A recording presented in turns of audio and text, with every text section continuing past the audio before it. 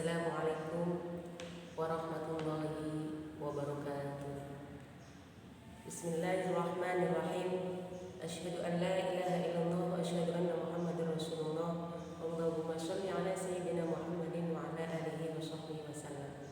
Asyhadu an la ilaha illallah wa asyhadu anna Muhammadar Rasulullah. Allahumma shalli ala sayyidina Muhammadin wa ala alihi wa sahbihi wa sallam.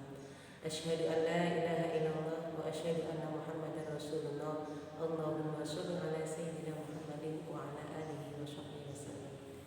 Rabbi shrah li sadri wa yassir li amri wa hlul 'uqdatam min lisani yafqahu qawli. Ya hadi ya alim ya khabir ya mubin ya wali ya hamid ya qabih ya hafid amma ba'd. Alhamdulillahirabbil alamin. Kita bisa bertatap muka. Bagaimana supaya dalam pembelajaran daring ini ada ikatan emosional, ikatan spiritual antara saya dengan kalian, antara kalian dengan saya. Begitupun saya sebagai anak dan juga sebagai orang tua ingin sekali supaya ikatan rohani itu, ikatan spiritual itu tetap berlanjut sampai kapanpun. Dalam pertemuan kali ini saya akan membahas tentang hak orang tua dan kerabat. Siapa sih orang tua itu? Orang tua adalah bapak ibu kita atau ibu yang sudah melahirkan kita, atau mungkin orang yang dituakan oleh kita, yang dianggap tua. Jadi di sini nanti orang tua itu bisa orang tua biologis yang sudah mengasuh kita, ibu yang sudah melahirkan kita, ataupun orang tua yang ideologis. Kalau orang tua hanya sebatas dikatakan sebagai orang yang sudah melahirkan kita saja, maka nanti ini adalah pengertian yang sangat sempit. Memang pada dasarnya orang tua adalah suami istri yang kemudian seorang istri tadi hamil dan melahirkan kita, itu dikatakan orang tua. Namun ikatan orang lain yang juga bisa dikatakan posisinya sebagai orang tua karena memberikan rohani kita, maka itu juga perlu ada hak baginya. Yang pertama yaitu hak bagi orang tua adalah dihormati. Dalam keadaan apapun, dimanapun, sampai kapanpun orang tua itu harus dihormati. Karena kita tidak mampu membalas jasanya. Kita tidak akan pernah mampu bisa memberikan yang terbaik bagi orang tua. Maka wajar ketika pepatah mengatakan bahwa kalau kita memberikan kebaikan itu sepanjang jalan, sepanjang kehidupan kita sebagai anak, tidak akan bisa memberikan kebahagiaan itu seutuhnya. Maka di sini kita perlu menghormatinya. Menghormati ini bisa dengan cara perkataan kita. Ketika kita berbicara terhadap orang tua, gunakanlah bahasa yang sopan. Dalam arti nadanya juga sopan, bukan berarti bahasanya sopan kalau dalam bahasa Cirebon dengan menggunakan bahasa babasan, tetapi nadanya tinggi. Tidak, bahasa sopan kemudian nada yang diberikan juga sopan. Jangan sampai suara kita melebihi tinggi suaranya daripada orang tua. Itu salah satu menghormatinya. Kemudian seburuk apapun orang tua atau berbeda pendapat dengan kita sebagai anaknya, maka tetap dihormati. Karena itu adalah orang tua kita, apapun itu. Bahkan sampai orang lain pun ketika tidak suka terhadap perilaku orang tua kita, maka kita tetap menghormatinya. Karena apa? Ya tadi, karena haknya orang tua itu harus dihormati. Kemudian tingkah laku kita, perkataan tadi sudah dikatakan, kemudian perbuatan kita. Jangan sampai perbuatan kita tadi itu tidak menunjukkan rasa hormat terhadap orang tua. Kemudian yang kedua, hak orang tua yaitu ditaati. Nanti ditaati ini ada sesuatu yang mungkin yang kita tidak bisa menaatinya kalau memang yang dianjurkan atau yang diperintahkan oleh orang tua itu keluar dari syariat yang sudah diajarkan oleh Rasulullah. Kalau memang itu melanggar agama, maka kita di sini boleh untuk tidak mentaatinya. Tetapi saya yakin, karena saya juga sebagai orang tua tidak akan pernah menjerumuskan anaknya untuk melakukan perbuatan-perbuatan yang melanggar agama Islam. Maka di sini apapun perintahnya orang tua, contoh, ketika usia kalian mungkin usia kuliah, kadang pilihan kuliah itu orang tua ikut campur, orang tua ikut andil di dalamnya, mengarahkan bahwa jangan kuliah di sini.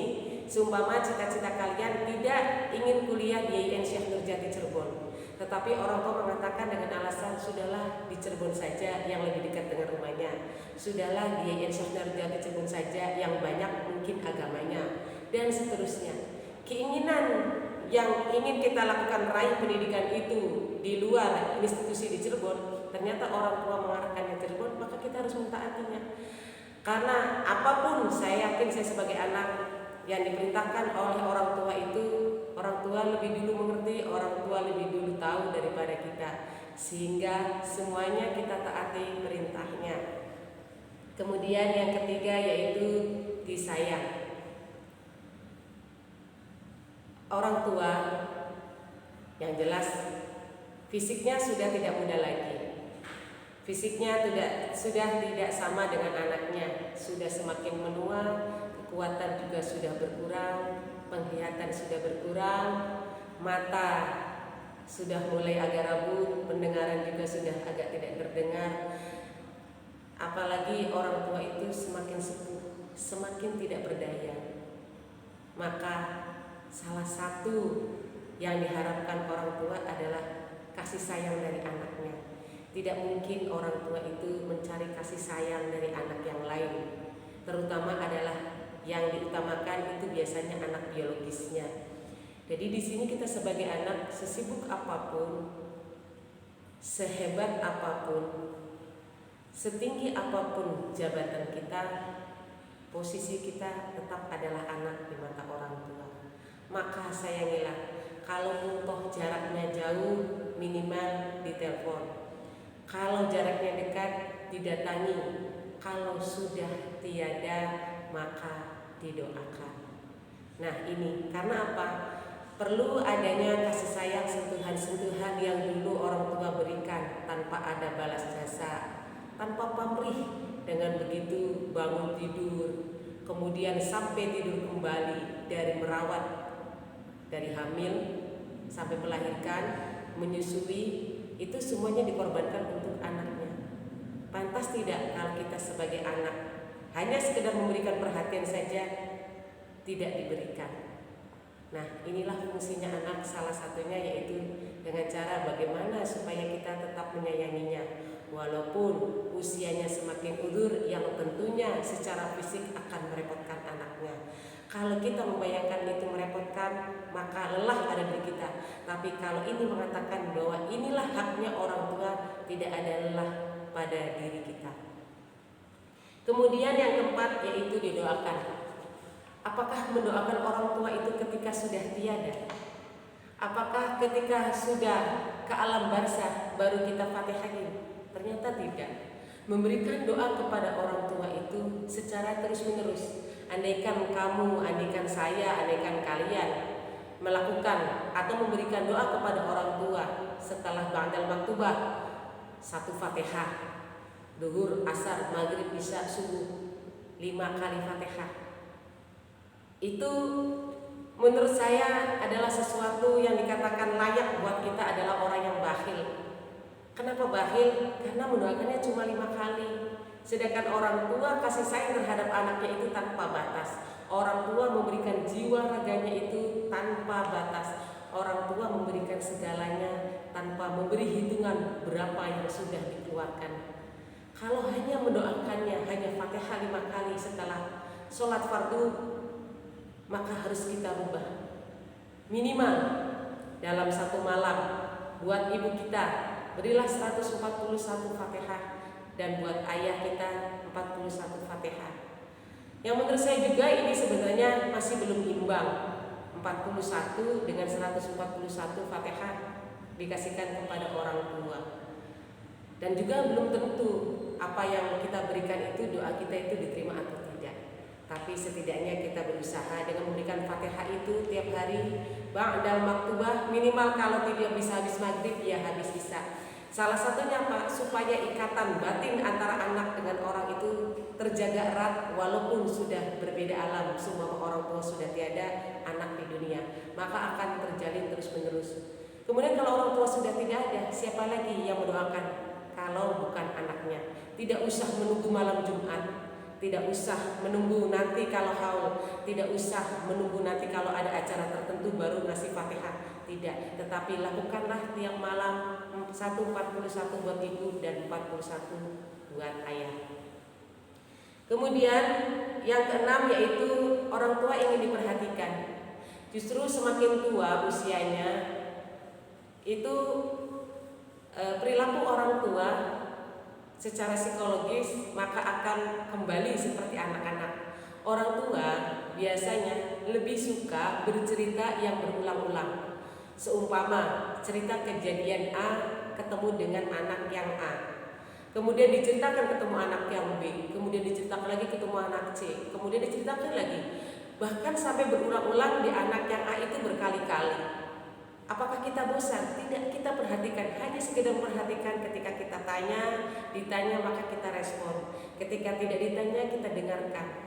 Orang tua hanya sekedar diperhatikan seperti itu. Dan memang ini sudah umum, ketika sudah tua ya bercerita berulang-ulang kepada anaknya, kepada siapapun. Ini bentuk bahwa orang tua itu ingin diperhatikan. Karena tadi usia semakin menua dan juga kekuatan yang lainnya juga sudah mulai rapuh. Kemudian yang selanjutnya yaitu dimaafkan. Hak orang tua itu dimaafkan dan kita harus maafkan. Jangan ada kata sakit hati terhadap orang tua. Keramatnya anak adalah kepada orang tuanya, keramatnya anak adalah pada ibunya. Ibu inilah yang segalanya yang sudah memberikan kepada anaknya, maka selayaknya harusnya dimaafkan. Sebelum minta maaf ya dimaafkan. Tidak pantas kalau kita tidak memaafkan orang tua. Karena sesungguhnya anak itu ya tadi sering menyakiti anak. Anak itu sebenarnya sering menyakiti orang tuanya, bukan orang tua yang menyakiti anak. Karena apa? Ada ketidakpuasan anak terhadap orang tua. Nah, ini mindsetnya harus dirubah. Kemudian yang terakhir yaitu diridhoi. Artinya diridhoi, buatlah orang tua itu bahagia.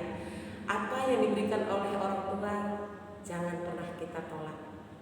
Walaupun sekedar contohnya sekedar makanan yang mungkin kita sudah kenyang, yang mungkin kita kurang suka, atau mungkin makanan itu sudah kurang enak, terima saja. Ini contoh kecil makanan, biasanya orang tua itu akan selalu ingat ini kesukaan anaknya apa, atau bahkan ingin memberikan anaknya, padahal anaknya itu sudah lebih mampu untuk membelinya. Tapi orang tua kasih sayangnya tadi tanpa batas, maka dia akan memberikan kepada anaknya tanpa diminta. Nah, kalau contohnya seperti itu, terima saja, walaupun ya tadi yang saya katakan tidak suka dan seterusnya. Karena apapun yang dilakukan orang tua, kita harus tetap mencintainya. Jadi buat orang tua itu adalah bahagia. Jadi diridhoi, orang tua itu diridhoi sama dengan orang tua itu kita bahagiakan. Itulah haknya orang tua yang merupakan kewajiban anak terhadap kedua orang tua. Yang kemudian yaitu haknya kerabat. Haknya kerabat yaitu diperhatikan. Kerabat itu kalau saya definisikan mungkin adalah orang yang terdekat. Orang yang terdekat tadi bisa dikatakan jalinan secara zahirnya maupun secara batinnya. Karena orang yang dekat itu biasanya tahu akan semua permasalahannya, tahu tentang lika-liku kehidupannya, tahu tentang segalanya. Maka di sini seorang kerabat kalau kita contohkan secara garis keturunan itu adalah kakak, adik, kemudian bibi, paman, dan seterusnya. Orang-orang inilah secara garis keturunan itu adalah dekat, maka kita perlu perhatikan. Kalau memang secara garis biologis itu dikatakan dekat, bisa juga adalah teman-teman kita, teman-teman yang secara nasab bukan keturunan, tapi secara rohani atau secara batin itu seperti saudara kita. Nah, ini pantas baginya untuk diberikan perhatian. Kemudian yang kedua yaitu diberikan juga kasih sayang. Adanya rasa kasih sayang ini adalah timbul karena cinta. Kalau tidak ada cinta, tidak mungkin kita menumbuhkan rasa kasih sayang. Dengan adanya rasa kasih sayang, maka kita akan saling menghormati antara yang satu dengan yang lainnya. Dengan adanya rasa kasih sayang, maka perhatian yang diberikan kita terhadap orang lain atau orang lain perhatikan kita itu akan lebih. Dan di sini tidak akan terjadi saling menghina antara yang satu dengan yang lainnya. Maka dikatakan dalam sebuah hadis, yaitu orang muslim yang satu dengan yang lainnya adalah bersaudara. Ya, karena memang seperti itu. Hubungan persaudaraan ini akan semakin erat kalau didasari dengan rasa kasih dan sayang. Yang ketiga yaitu didahulukan bantuan atau sedekah. Jadi orang yang dekat itulah yang diberikan oleh kita bantuan yang lebih diutamakan. Jangan yang jauh-jauh tetangga kita contohnya. Gak usah yang jauh-jauh dulu tetangga kita. Kadang kita tuh lupa orang yang di sebelah kita itu tidak kita perhatikan, tidak kita berikan sedekah, tidak berikan makan. Kalau orang itu kelaparan, malah justru kita mencari yang lain, seakan-akan adalah yang di sekitar kita tidak butuh. Nah, ini salah. Harusnya dahulukan dulu kerabat atau tetangga kita. Ada tidak di antara anak-anak miskin, di antara tetangga-tetangga itu yang belum makan? Nah, maka di sini sarana kita sebagai tetangga terdekat, berilah orang yang dekat itu. Kemudian yang keempat yaitu didoakan. Didoakan karena manusia ini adalah makhluk sosial, tidak mungkin kita hidup sendirian, maka perlu adanya jalinan silaturahim. Jalinan ini rasa tadi kalau tidak dilakukan salah satunya dengan bentuk tadi sedekah, bisa juga dengan melakukan cara ikatan batin tadi, yaitu saling mendoakan. Apakah saling mendoakan ini menunggu orang tersebut sakit, menunggu orang tersebut bantuan? Tidak. Mendoakan itu setiap saat, setiap waktu kita doakan. Jadi setiap contoh kalau kita melakukan doa itu setelah sholat, maka doakan tetangga kita, maka doakan kerabat kita, maka doakan orang-orang yang dekat dengan kita. Kemudian yang keempat, yang kelima, yang terakhir yaitu dimaafkan. Hubungan antara manusia yang satu dengan yang lainnya akan terjalin erat, akan terjadi komunikasi yang begitu hebat, akan semakin dekat kalau kita bisa memaafkan antara yang satu dengan yang lainnya. Gak usah kita merasa benar karena gak ada yang benar. Gak usah kita merasa hebat karena gak ada yang hebat. Jangan sampai orang lain dulu yang meminta maaf, baru kita yang ingin dimaafkan. Tapi kita balik konsepnya, bagaimana memaafkan orang lain dulu, baru kemudian ketika orang lain itu meminta maaf kepada kita, kita katakan bahwa kita yang salah dan seterusnya. Jadi di sini adalah kitanya yang aktif, kitanya yang terus meminta maaf karena haknya kerabat itu dimaafkan. Kehidupan di dunia ini tidak pernah kita melakukan tidak salah. Semuanya yang kita lakukan ini penuh dengan kesalahan. Untuk itu saling introspeksi diri masing-masing terhadap diri kita, terhadap orang tua kita, terhadap orang tua biologis kita, terhadap guru kita, dan terhadap lingkungan kita termasuk kerabat kita. Supaya apa yang kita lakukan tidak menyakiti orang lain dan semakin erat hubungannya, semakin terjalin kasih sayang, terjalin peduli sosial, pengorbanan, pemaaf, dan timbul rasa cinta. Sekian saja dari saya, kurang lebihnya mohon maaf. Ihdinas siratal mustaqim, wallahu muwaffiq ila aqwamit thoriq, wal 'afwu minkum. Wassalamualaikum warahmatullahi wabarakatuh.